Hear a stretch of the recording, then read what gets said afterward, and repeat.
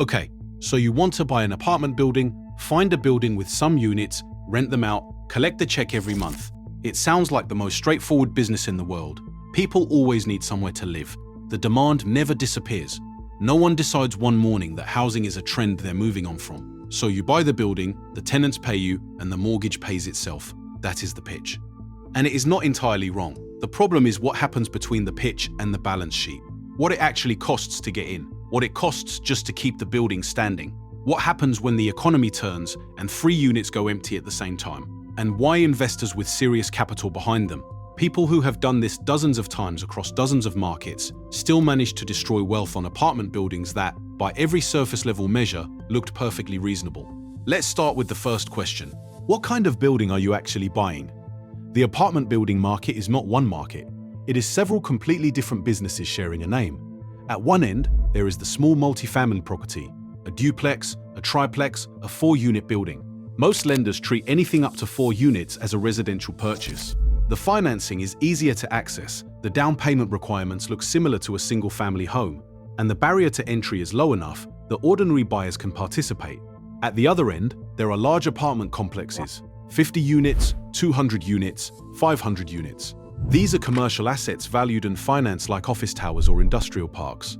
The rules are different, the lending is different, the management requirements are different. What works at 4 units breaks down completely at 40, and what works at 40 is a different business entirely from what works at 400.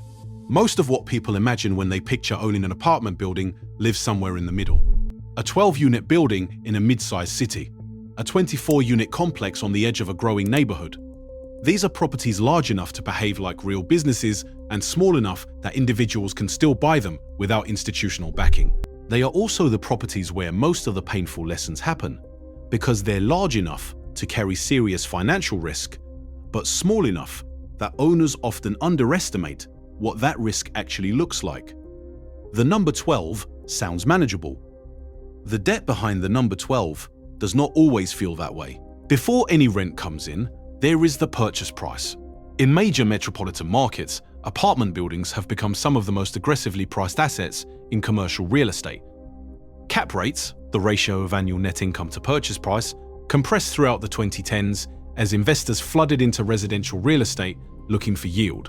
In many major cities during the peak of that cycle, apartment buildings were selling at cap rates below 4%. What that means in practice is that a building generating $300,000 of net income per year was selling for somewhere around $8 million. The math only makes sense if you believe rents will grow fast enough to justify the price, or if you're borrowing cheap enough that the gap between your mortgage cost and your income doesn't crush you. That brings in the second number that defines the purchase: financing. Almost nobody buys an apartment building with cash. The leverage is part of the model. A typical acquisition involves a down payment somewhere between 20 and 30% of the purchase price, with the remainder financed through a commercial mortgage. On an $8 million building with a 25% down payment, you are borrowing $6 million. At a fixed rate of 6.5% over a 25-year amortization schedule, the annual debt service on that loan is roughly $480,000. But the building only generates $300,000 of net income. The math is upside down before you own it for a single month. This is not a hypothetical. This is cash. What happened to buyers who acquired assets at low cap rates and then watched interest rates rise? The way investors actually value apartment buildings runs through a metric called net operating income, or NOI. Take all the rent collected across every unit in a given year. Add any other income the property generates: laundry machines, parking spaces, storage fees. Then subtract every operating expense: property taxes, insurance, utilities paid by the owner, maintenance, property management fees, landscaping, garbage removal. Whatever remains is the NOI. It is the number the market uses to set prices, and it is the number lenders use to determine how much they'll give you. What it does not include is debt service. The mortgage payment does not appear in NOI. This is worth understanding clearly because it creates a situation where a property can have strong NOI and still be cash flow negative once the debt payment lands. The operating expenses in that NOI calculation deserve close attention because first-time owners consistently underestimate them. Property taxes on a multi-unit residential building are substantial and rarely stable. Many municipalities reassess values periodically, and an acquisition at a higher price often triggers a reassessment to match. A building that was taxed on a prior owner's lower purchase price can see its tax bill increase significantly in the years following a sale. Insurance has followed a similar trajectory. Across most US markets, commercial property insurance premiums have climbed sharply since 2020, driven by increased storm activity, rising construction replacement costs, and insurer withdrawals from certain markets. Buildings that carried insurance at a specific annual rate when underwriting was done may cost substantially more to insure 12 months after closing. Then there is maintenance, not the big-ticket repairs, which are their own category, but the relentless small-dollar drain of keeping a residential building functional.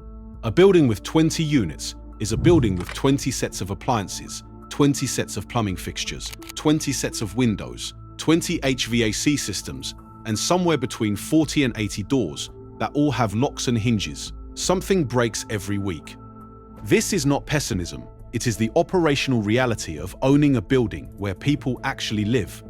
Budgeting 2 to 3% of the building's value annually for routine maintenance and repairs is considered standard underwriting practice. On an $8 million building, that is $160,000 to $240,000 per year before a single emergency occurs. The real danger sits in capital expenditures: roofs, elevators, boilers, electrical systems. These are not line items that appear smoothly across 12 monthly budget cycles. They appear suddenly and at full cost. A commercial elevator modernization in a mid-rise building runs between $50,000 and $150,000, depending on the equipment and the city. A roof replacement on a building with 30,000 square feet of roof surface runs anywhere from $200,000 to $400,000. Boiler replacement in a large residential building can hit 6 figures. None of these costs are negotiable. They are not optional expenses you defer indefinitely.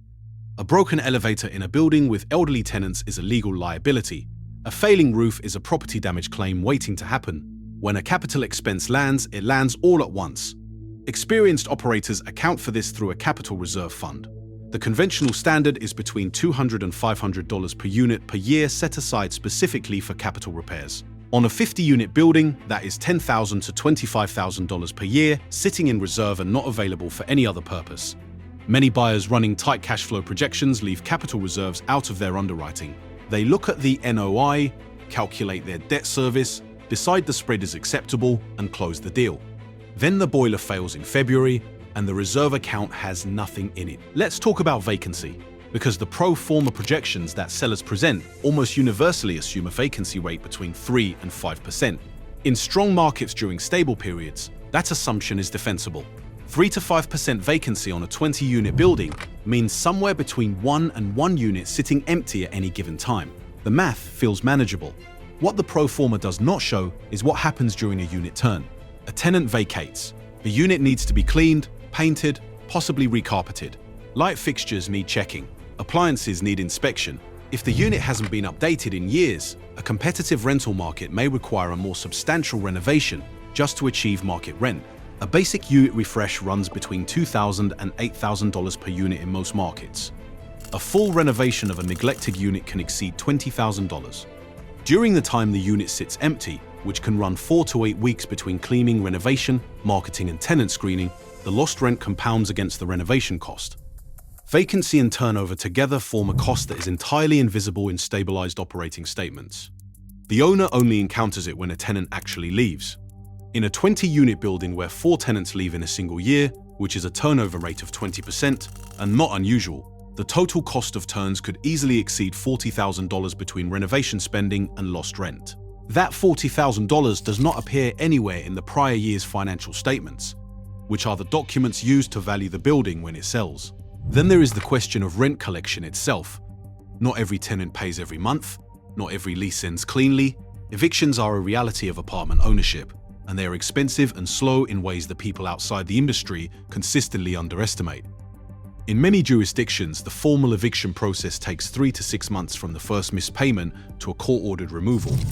During that entire period, the unit is occupied by a non-paying tenant and cannot be re-rented. Legal fees for a contested eviction range from $1,000 to $5,000, depending on complexity and local attorneys. The tenant may leave the unit damaged. Security deposits cover a fraction of the actual cost. The total economic loss from a single bad tenancy between unpaid rent, legal fees, repairs, and vacancy during the releasing period can reach $15,000 to $20,000 on a single unit. Experienced operators price this risk into their underwriting using a credit loss assumption, typically 2 to 4% of gross potential rent, separate from physical vacancy. Combined, physical vacancy plus credit loss can reduce effective gross income by 6 to 8% below the headline rent roll number. On a building with $400,000 in gross annual rent, that is $24,000 to $32,000 in expected annual shortfall before the first unexpected expense occurs. Property management adds another layer of cost that owner-operators frequently forget to account for properly. A professional third-party property management company charges between 6 and 10% of collected rent to handle day-to-day operations. On a building generating $300,000 in annual rent, that is $18,000 to $30,000 per year for management alone. Owners who plan to self-manage sometimes discover that managing a 20-unit residential building is a second job requiring availability around the clock for maintenance calls, lease renewals, tenant disputes, and vendor coordination. Others discover it after one difficult tenant situation that consumes weeks of time they hadn't budgeted. The argument for professional management is that it is already priced into the NOI calculation of any properly underwritten deal. If a building's NOI only looks acceptable after removing the management fee, the deal doesn't work. Management is not an optional expense. It is the cost of operating a residential building without being operationally consumed by it. Rent growth is the variable that makes the whole model work over time. The fundamental logic of apartment ownership is not that the building cash flows spectacularly from day one, it is that rents rise with inflation and population growth, that the fixed-rate mortgage payment stays constant while income climbs, and that over a 10 to 20-year hold period, the spread between income and debt service widens substantially. In markets with strong population growth and constrained housing supply, this has historically been true. Cities in the Sunbelt saw rent growth of 20 to 30% in single years during the early 2020s.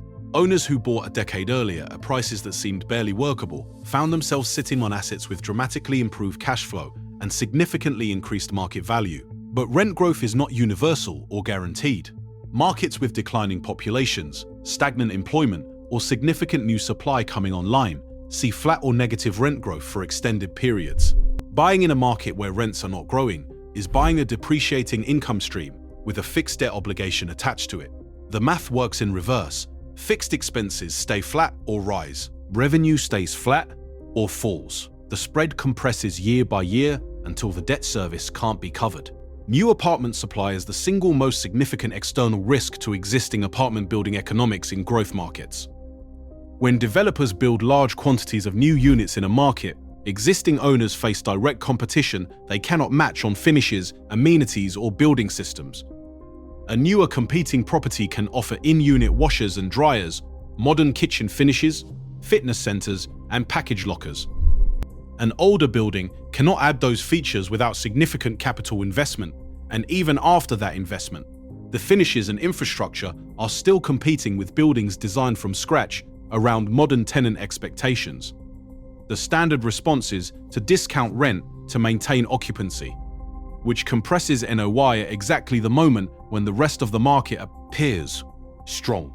The Sunbelt markets that saw extraordinary rent growth in the early 2020s attracted enormous amounts of new construction in response. By 2024, cities like Austin and Phoenix were absorbing the largest influxes of new apartment supply in decades. Rents in some of those markets declined year over year for the first time in years, and landlords who had bought at peak valuations were facing cash flow pressure from multiple directions simultaneously. Higher interest rates on refinancing, softening rents from new supply, rising insurance costs, and asset values that had declined from the peaks at which they had purchased. Refinancing risk is a specific threat that becomes visible only when debt matures. Most commercial apartment loans are not 30-year fixed-rate mortgages. They are typically 5-7 or 10-year balloon loans. At maturity, the full remaining balance comes due. The owner either sells the property or refinances the balance into a new loan. If interest rates have risen substantially since the original loan was placed, refinancing requires either accepting dramatically higher debt service, bringing in additional equity to pay down the principal, or selling the asset. Between 2020 and 2024, refinancing those loans meant rates between 6 and 7%. On a $4 million loan, that difference in rate increases annual debt service by over $100,000. Despite all of this, apartment buildings have generated substantial wealth for investors who bought carefully, underwrote conservatively, held through cycles, and chose markets where long-term fundamentals supported rent growth. The asset class's core advantage is genuine: people, need, housing. The demand side of the equation doesn't disappear during economic downturns the way demand for retail space or office space can. Apartments maintained higher occupancy through the 2008 financial crisis than almost any other commercial real estate category. In the deepest recession in a generation, people consolidated households and downsized, which increased demand for smaller rental units even as homeownership collapsed. Now, the part that most financial analyses of apartment buildings leave out entirely: the tax structure. The IRS allows apartment building owners to depreciate the value of the structure, not the land, over 27.5 years. On a $3 million purchase where the building itself is valued at $2.4 million, that is roughly $87,000 per year in depreciation you can deduct against your rental income. In practice, this means a building generating positive cash flow often shows a tax loss on paper. A real estate investor collecting $60,000 per year in net cash flow might pay zero federal income tax on it. That asymmetry between economic reality and taxable income is a core part of why wealthy individuals consistently park money in multifamily real estate. The refinancing cycle is another piece that serious owners actively manage. As a building's value increases and the loan balance decreases, the equity gap grows. Owners who want to access that equity without selling can do a cash-out refinance, pulling accumulated equity out of the building in the form of a new, larger loan. If you bought a $3 million building 5 years ago with a $2.2 million loan, and it's now worth $4.5 million with a remaining balance of $2 million, you might refinance at $3.2 million, pull out $1.2 million in cash, and use that to buy another property. This is how experienced apartment investors scale without selling. Each refinance generates fresh capital for the next acquisition. The original building keeps appreciating and paying down debt. Done repeatedly across a portfolio, this is the mechanism behind how private investors go from one building to 20 over the course of a career. The risk is that each new loan comes with new debt service. If rents fall or a property underperforms, the cascading obligations become very difficult to manage. There is a category of buyer that has reshaped the apartment market significantly over the past 15 years. Institutional investors. Large private equity firms and real estate investment trusts now own a meaningful and growing share of the country's rental housing. Blackstone's real estate portfolio, the largest in the world, includes hundreds of thousands of residential units globally. Invitation Homes owns roughly 80,000 single-family rentals across the United States. These buyers bring professional management, scale efficiencies, and access to cheap capital that individual investors cannot match.